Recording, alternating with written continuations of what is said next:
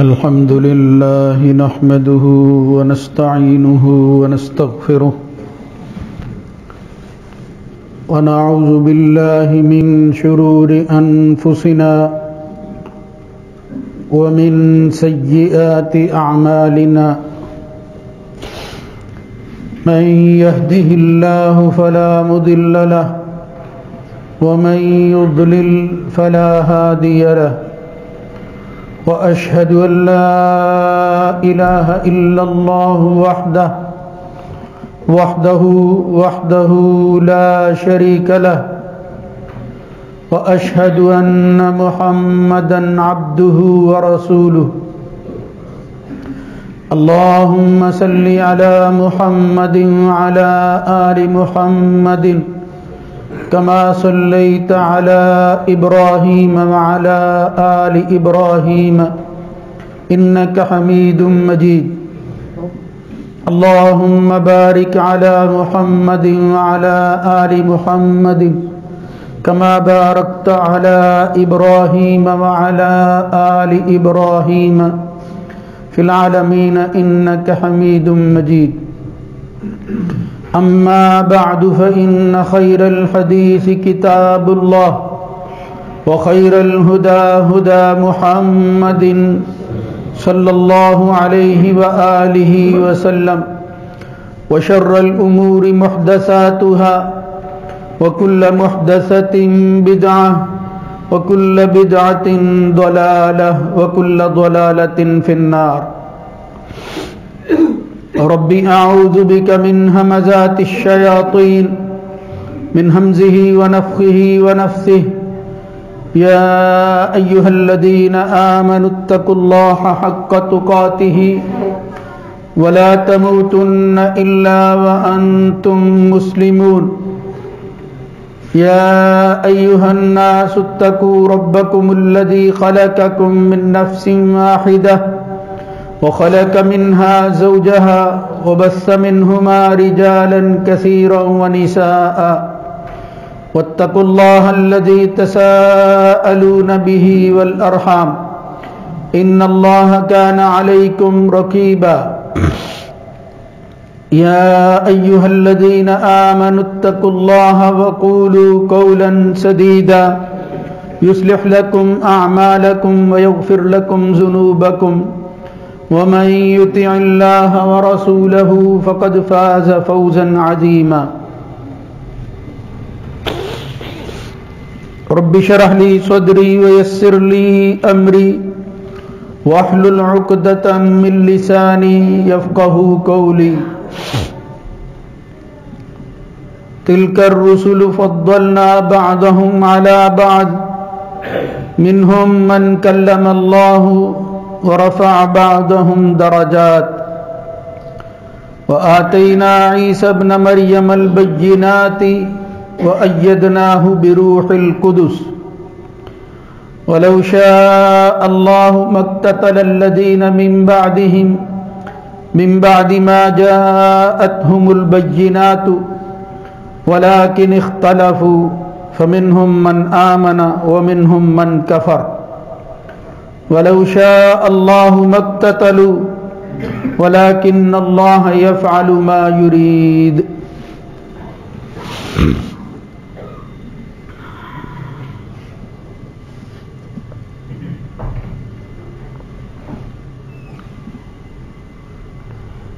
یہ جو رسول ہیں ان میں سے بعض کو بعض پر ہم نے فضیلت دے رکھی ہے. ان میں سے بعض وہ ہیں جن سے اللہ نے کلام کیا اور بعض کو ان کے درجوں میں بلند تر کر دیا. اور ہم نے عیسیٰ ابن مریم کو کھلے واضح دلائل دیے اور ہم نے اس کی روح القدس سے تائید کی اور اس کو قوت بخشی. اور اگر اللہ چاہتا تو یہ لوگ جو ان کے بعد ہیں وہ آپس میں لڑتے نہ، جبکہ ان کے پاس تو کھلی نشانیاں آ چکی تھیں، مگر انہوں نے اختلاف ہی کیا. ان میں سے بعض ایمان لے آئے اور بعض نے کفر کی روش اختیار کر لی. اگر اللہ چاہتا تو وہ نہ لڑتے، لیکن اللہ وہ چاہتا ہے جو وہ ارادہ کرتا ہے۔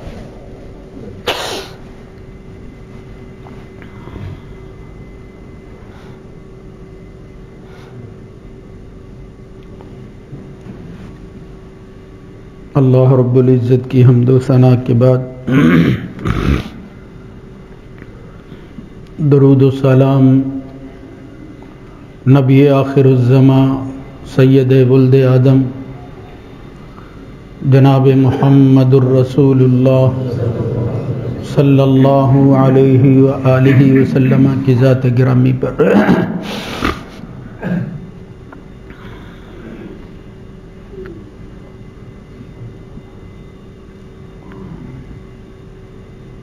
اللہ رب العزت نے انسانوں کی ہدایت اور رہنمائی کے لیے انسانوں میں برگزیدہ لوگوں کا چناؤ اور انتخاب کیا ہے۔ اللہ کے اس انتخاب میں کوئی دوسرا اس کا شریک نہیں ہوتا۔ وہ کسی انسان کو یا دوسری مخلوق میں سے کسی کو کوئی اعزاز بخشنا چاہے، بالخصوص اپنی اس ذمہ داری کے حوالہ سے، تو وہ اپنی جناب سے ان کو یہ عنایت کر کے چیز عطا فرما دیتا ہے۔ اللہ یستفی من الملائکۃ رسلا ومن الناس، اللہ تعالیٰ فرشتوں اور لوگوں میں چناؤ کرتا ہے رسولوں کا، یعنی اپنے پیغام کو دوسروں تک پہنچانے، رہنمائی کا ذریعہ بننے کے لیے اللہ تعالیٰ اپنا انتخاب فرماتا ہے۔ ان میں وہ عظیم الشان ہستیاں جن کو اللہ رب العزت نے نبوت سے سرفراز کیا ہے، وہ ایسے لوگ ہوتے ہیں کہ جو انسانوں میں سے ہی ہوتے ہیں،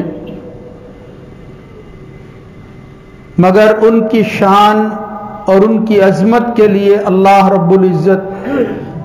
ان کی بشریت کے ثبوت کے ساتھ ہی یہ بات ارشاد فرماتا ہے کہ یہ وہ انسان ہیں کہ جو اللہ سے قرب میں اتنے بڑے ہوئے ہوتے ہیں کہ خود اللہ ان سے کلام کے مختلف طریقے استعمال کرتا ہے۔ اللہ سے ہم کلامی، اس سے ملاقات اس اعتبار سے کہ بغیر کسی واسطے کے بھی بعض دفعہ اللہ تعالیٰ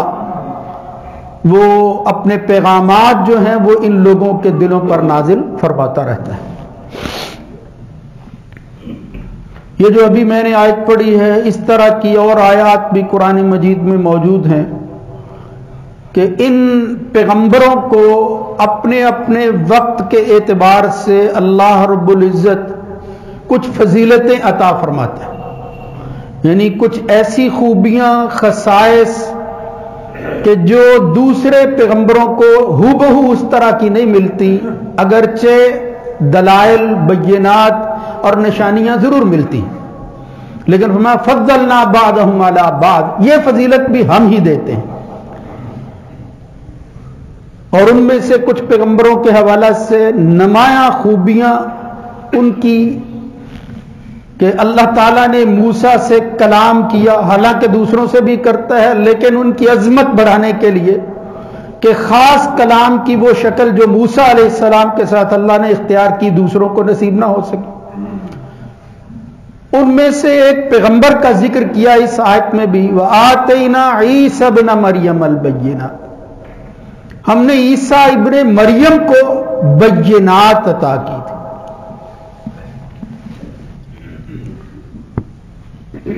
تو یہ پیغمبر اور رسول جب اپنی قوموں کی طرف مبعوث ہوتے ہیں تو اپنے نبی اور رسول ہونے کے دعوے کے ثبوت میں عقلی نقلی اعتبار سے ان کی روزمرہ زندگی کے حوالے سے ایسی نشانیاں عطا کرتے ہیں کہ جن کو ماننا آسان ہو جاتا ہے کہ واقعتاً یہ وہ معاملات ہیں جو عام انسانوں کے ساتھ نہیں ہوتے. عام انسانوں سے ہٹ کر یہ کچھ ایسی چیزیں ہیں جو یہ شخص بتا رہا ہے کہ میرے ساتھ ہوتی. یعنی سادہ لفظوں میں اگر کہیں اور شریعت کی زبان میں جو اصطلاحات اب مروج ہو گئی ہیں وہ یہ کہ اللہ تعالیٰ خرق عادات چیزوں سے نوازتا ہے. یعنی عادتاً عام اس طور پر اس طرح کا وہ معاملہ وہ ہوتا نہیں ہے، لیکن بعض دفعہ ایسی بات ہو جاتی ہے کہ وہ عادت کے خلاف ہوتی ہے، اور بعض دفعہ ایسا معاملہ اس قدر بڑھ جاتا ہے کہ تحدی اور چیلنج کے طور پر جب لوگوں کا مطالبہ بڑھ جائے تو وہ ہونے والا پیغمبر ایسی دلیل ان کے سامنے پیش کرتا ہے کہ جس کے مقابلہ میں کوئی دلیل لانا ممکن نہیں ہوتی. یعنی ان کا عجز جو ہے وہ اس میں شامل ہو جاتا ہے کہ اب اس کے بعد جو ہے یہ اس کا مقابلہ نہیں کیا جا سکتا، ممکن نہیں ہے. تو اس کو خرق عادت معاملے کو بالخصوص جو نشانی اور علامت کے طور پر اللہ رب العزت دکھاتا ہے عام طور پر معجزہ کہا جاتا ہے. یعنی وہ جس کے مقابلہ میں عجز، اپنی بے بسی وہ نظر آتی ہے کہ واقعتاً اس کا مقابلہ کرنا ممکن نہیں ہے. یہ جو خرق عادات معاملات ہیں یہ انسانوں کے ساتھ ہوتے رہتے ہیں. یعنی میں اگر یہ کہوں کہ یہ غیر پیغمبروں کے ساتھ بھی ہوتے ہیں تو یہ غلط نہیں ہے، قرآن و سنت اس کی تائید کرتا ہے. مثلا بعض لوگ جو پیغمبر بننے والے ہوتے ہیں اللہ رب العزت غیب سے ان کو ایسی چیزیں دکھاتا ہے، وہ نشانیاں ان کو نظر آنا شروع ہو جاتی ہیں جو آثار اور علامتیں بن جاتی ہیں اس چیز کی کہ اس کے ساتھ کوئی معاملہ بڑا ہونے والا ہے. یعنی پیغمبروں سے پہلے وہ حالات غیر معمولی ان کا سامنا کرنا، ان سے جو ہے ان کا معاملہ اس طرح ہونا کہ جس سے وہ یہ کہیں کہ یہ میری زندگی میں پہلے نہیں تھا، اس کو بھی وہ بھی خرق عادت معاملہ ہے جس کو اصطلاح کے اندر ارحاسات کہتے ہیں. یعنی ارحاسات کا مطلب ہے کہ وہ ہونے والا شخص جو بعد میں پیغمبر بنتا ہے اللہ تعالیٰ نبوت سے پہلے ہی اس کو کچھ چیزیں دکھانا شروع کر دیتا ہے. اس کی مثال جو ہے وہ خود محمد الرسول اللہ صلی اللہ علیہ وسلم کی زندگی میں کئی جگہ پر نظر آتی ہے. صحیح بخاری مسلم کی روایتیں ہیں جن سے یہ ثابت ہوتا ہے کہ رسول اللہ صلی اللہ علیہ وسلم عام انسانوں سے ہٹ کر دوسری مخلوق جمادات تک اور نباتات تک جو ہیں وہ کچھ ایسے معاملات کرتی اس شخص کے ساتھ جو بعد میں پتا چلا کہ یہ اس لیے تھا کہ اللہ ان کو پیغمبر بنانے والا تھا. ترمذی میں روایت آتی ہے، صحیح مسلم میں روایتیں آتی ہیں. یعنی نبی کریم صلی اللہ علیہ وسلم نے فرمایا انی لعارف حجرا بمکہ کان یسلم علی قبل ان ابعث. میں جب نبی بنا تو نبوت سے پہلے بھی کچھ میں نے چیزیں دیکھی اور پھر حضور نے بعد میں اس کو جو ہے وہ بیان کیا. فرمایا میں اس پتھر کو انی لعارف الآن، مکہ میں اس پتھر کو اب بھی جانتا ہوں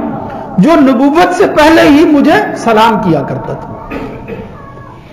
ترمذی میں جو روایت آتی ہے یہاں بات یہ بھی کر دینی چاہیے، وہ اگرچہ ثابت اس طرح نہیں ہے کہ حضرت علی کہتے ہیں مستقبلہ جبل ولا شجر، کوئی پتھر کوئی پہاڑ یا درخت جو ہے وہ آپ اس کے پاس سے گزرتے تو وہ پھر یہ کہتا ہے. یہ بعض دوست جو ہیں اس کو اپنے کسی غرض سے جو ہے وہ اس روایت کو استعمال کرتے ہیں کہ وہ جبل و شجر جو ہے وہ پکار اٹھتے السلام علیکم یا رسول اللہ، یعنی وہ سلام کہا کرتے تھے. لیکن یہ جو الفاظ ہیں چونکہ یہ بعد میں لوگوں نے کسی اور مقصد کے لیے استعمال کیے تو دلیل یہ دی کہ حضور کی نبوت سے پہلے بھی لوگ یہی پڑھتے تھے، یہ درود پڑھا کرتے تھے. مگر صحیح بات یہ ہے اور دیانتداری کا معاملہ ہے وہ بتانا چاہیے کہ ان الفاظ کے ساتھ یہ روایت بالکل ثابت نہیں ہے. وہ جو صحیح مسلم کی میں نے بتائی مسئلہ ثابت ہے کہ حضور کو جماد اور دات اور نباتات جو ہے وہ سلام کرتے،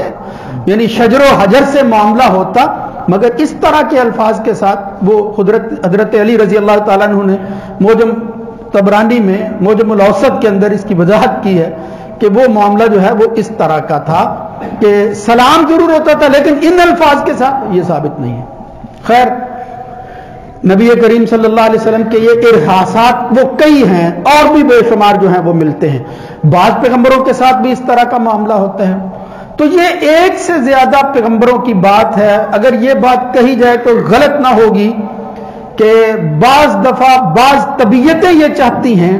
کہ وہ بات کو قبول کرنے کے لیے ایسا واقعہ دیکھیں کہ جس کے بعد ان کی تسلی اور اطمینان ہو جائے، خود بھی وہ اس پر عمل پیرا ہو اور دوسروں کو بھی بتا سکیں کہ میں نے یہ علامت دیکھی ہے جو ایک نبی ہی دکھا سکتا ہے، کوئی دوسرا نہیں دکھا سکتا۔ یعنی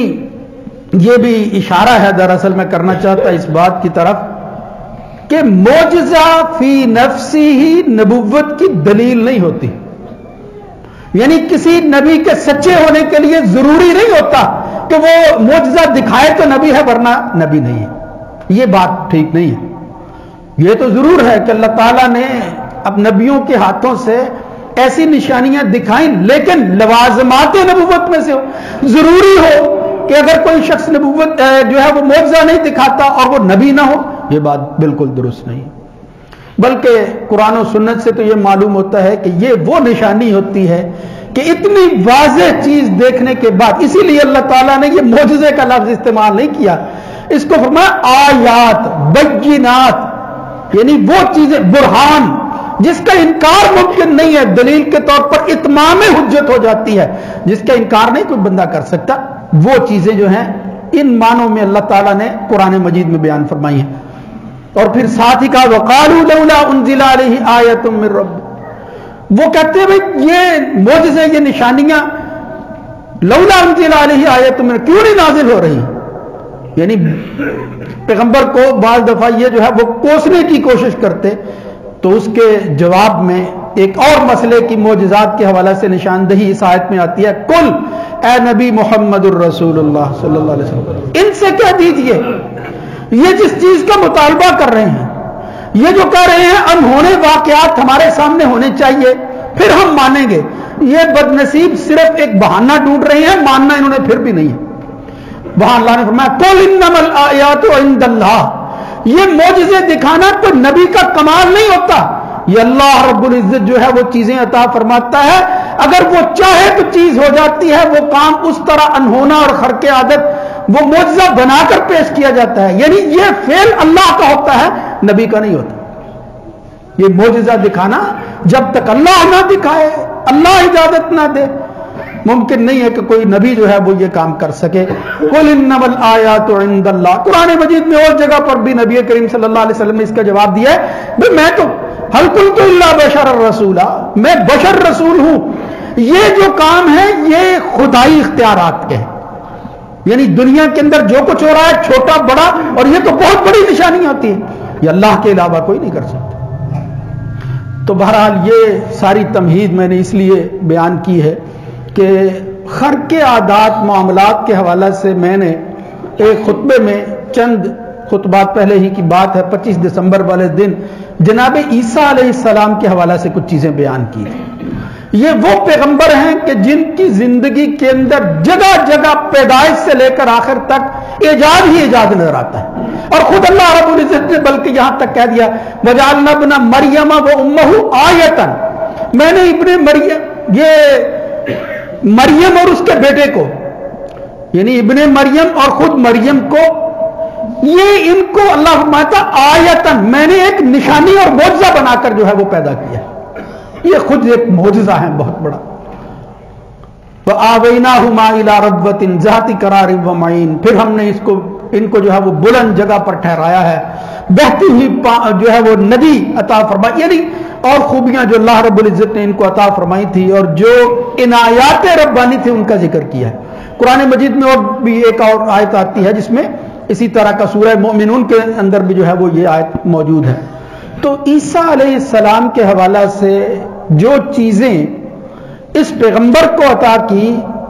اس کے بعض ماننے والوں نے تو اس کا انکار کر دیا، کسی معجزے کو مانتے نہیں ہیں وہ، اور پھر بعض نے جب ماننا اپنے حق میں استعمال کر لیا، اور کچھ ایسے بھی تھے جو حواری کہلاتے تھے، جو ایمان صادق اپنی طلب کے مطابق جو ہے ان کو نصیب ہو گیا اور وہ چاہتے تھے ऐसी निशानियां देखने के बाद उनका रब्बना आमन्ना बिमा अंजलता वत्तबाना रसूल, ऐ अल्लाह जो कुछ तूने हमारे इस पैगंबर पर नाजिल किया है, आमन्ना, हम उसको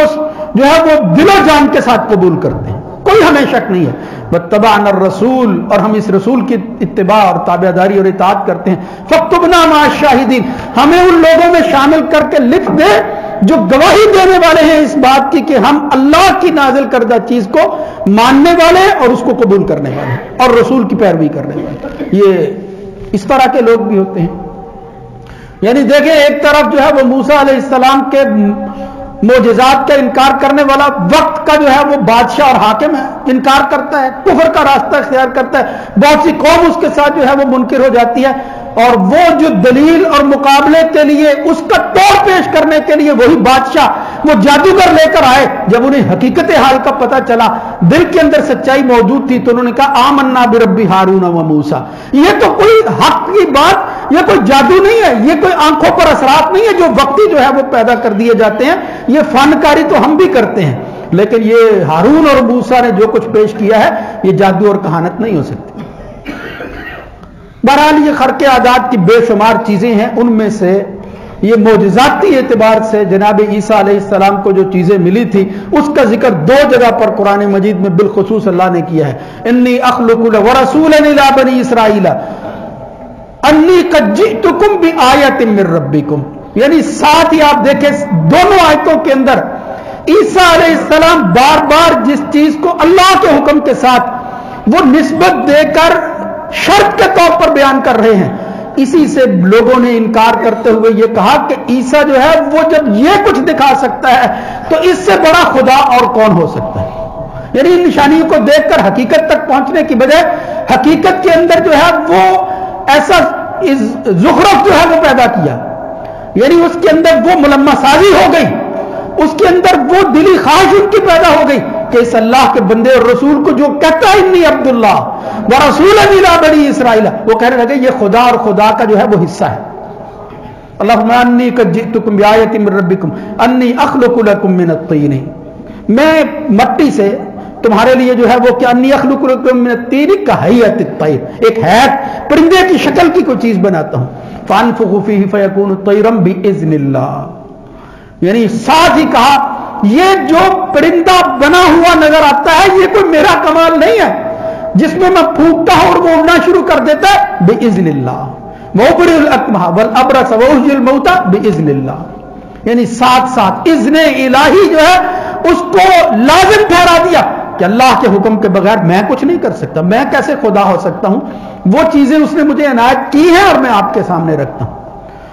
इसी तरह सूरह मायदा के आखिर के अंदर भी यही बिल्कुल आयत जो है वो आती है, लेकिन उसमें मुतकल्लिम किसी के इन्नी अखलुकु लकुम मिनत तैरी कहयतित तैरी बिइज़्नी फतनफुखु फीहा फतकूनु तैरम बिइज़्नी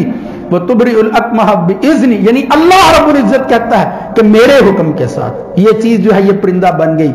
ये मुर्दा जिंदा हो गया मेरे हुक्म के साथ। तो ये मुख्तलिफ तरह की निशानियां हैं, अलामात हैं, ये मोजिजात हैं जो अल्लाह रब्बुल इज्जत ने इस पैगंबर को ईसा अलैहिस्सलाम को अता किए थे। अब यही इस आयत के मुताबिक कुछ लोगों ने माना और कुछ जो है वो कुफर के रास्ते पर चले गए, जिसकी तरफ मैं इशारा कर चुका हूं कि उन्होंने मानने का मतलब क्या ले लिया कि ये खुद जो है ये इन मोजिजात का फाइल है, यानी इख्तियारात इसी के पास है, किसी से लेकर वो कुछ नहीं करता। तो मेरे भाइयों ये दीन का मामला ये है कि अगर किसी अलामत को अब भी मानना है तो उसके अंदर वो फिक्र और सोच रखनी चाहिए कि जिससे मोजिजा मोजिजा ही रहे, उसकी निस्बत अल्लाह ही की तरफ हो, और फिर उसकी ऐसी तावील खुदा न खास्ता न की जाए कि जिससे ये बंदा कहे कि ये कवानीने कुदरत के खिलाफ है, और अपने तौर पर यह समझे कि अल्लाह अपनी कुदरत के खिलाफ नहीं करता। यानी दूसरे लफ्जों में इस वक्त बाद वो ईसा के मानने वाले नहीं, पैगंबर मोहम्मद रसूलुल्लाह सल्लल्लाहु अलैहि वसल्लम के नाम लेवा भी बाज़ दफा ऐसी हरकतें करते हैं, किताबों में लिखते हैं। वो सर सैयद से लेकर इस वक्त तक इसी जहनियत के लोग, ये इसी तरह ये मिर्जाई लाहौरी जो थे, इन्होंने अपनी किताबों के अंदर ये वाज़ेह तौर पर ईसा अलैहिस्सलाम के इन मोजिजात की तावील की। उन्होंने कहा ये कोई परिंदा नहीं बनता था, कोई चीज नहीं उड़ती थी, मतलब शक्ल लोगों को दिखाई ऐसे देता था, हकीकत नाम की कोई चीज नहीं थी। یا اور جو ہے وہ انکار کر لیا. انہوں نے کہا یہ چیزیں جو ہیں وہ حقیقت ان کی تبدیل نہیں ہوتی تھی، بلکہ ان کی تعویل کے اندر ہر جگہ جو ہے وہ کوئی نہ کوئی ایسا راستہ نکالنے کی کوشش کی جس سے وہ یہ ثابت کریں کہ یہ معجزہ نام کی کوئی چیز نہیں ہوتی. یہ مجھے بتانا ضروری تھا کہ اس پیغمبر عیسیٰ علیہ السلام کے معجزات کے حوالہ سے اپنے اور غیر، یعنی اس کے ماننے والے، خود کو عیسائی اور نصارہ کہلانے والے، اور پھر یہ مسلمان نام لیوا، یہ بھی معجزاتی حوالہ سے چیزوں کا انکار کرتے رہتے ہیں، جبکہ اللہ رب العزت نے قرآن مجید کے اندر کثرت سے عیسیٰ علیہ السلام کی نسبت سے اس کو جو ہے وہ بیان کیا ہے. یعنی جب بھی عیسیٰ علیہ السلام کے حالات بیان ہوتے ہیں تو پھر اللہ رب العزت خاص طور پر کہتا ہے کہ یہ میں نے جو ہے پرندہ دے دیا، یہ جو ہے وہ کوڑی کے مرض والے کو ٹھیک کر دیتے تھے. اسی طرح یہ مادر ذات اندھا جو ہے اللہ تعالیٰ اپنے حکم کے ساتھ اپنے پیغمبر سے کہتا، وہ ہاتھ پھیرتا اور وہ اس کو جو ہے وہ دکھائی دینا شروع ہو جاتا. یعنی وہ اندھا جو ہے اس کی بینائی لوٹ آتی اللہ کے حکم کے ساتھ. اور اسی سورہ مائدہ کے اندر ایک اور معجزے کا ذکر آتا ہے کہ اللہ رب العزت نے ان حواریوں کے سوال پر کہ ہمارے لیے اللہ تعالیٰ سے تعلق، وہ قرب الہی، وہ عبادت، اس میں زیادہ سے زیادہ وقت مل سکے، ہمارا جی چاہتا ہے کہ ہمیں کھانے پینے کے اوقات میں اپنا وقت صرف کرنے کی بجائے یہ چیز بھی آسمان سے نعمت کے طور پر ملنی چاہیے. یعنی انہوں نے کہا کہ آپ اپنے رب سے کہیں کہ اللہ تعالیٰ انزل علینا مائدۃ من السماء، آسمان سے ایک دسترخوان نازل کر دے، یعنی پکا پکایا کھانا جو ہے وہ ہمیں ملنا چاہیے. تو اللہ رب العزت نے اپنے اس پیغمبر کی دعا پر جو ہے